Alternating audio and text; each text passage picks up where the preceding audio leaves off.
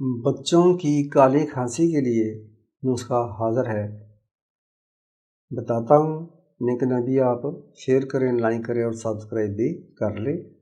तो नुस्खा ये है, फटकड़ी मिरियाँ कर लें।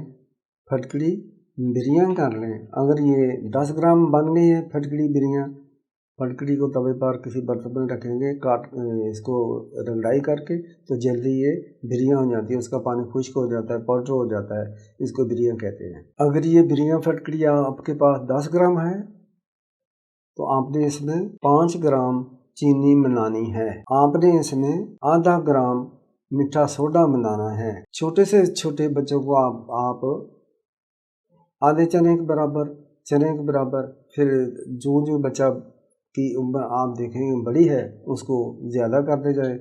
काले चने के बराबर, मकई के दाने के बराबर, फिर आप 1/4 चम्मच 1/4 चम्मच के बराबर भी दे सकते हैं।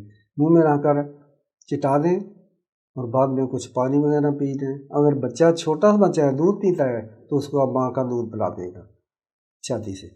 अल्लाह की रहम करेगा, खांसी खत्म होती जाएगी।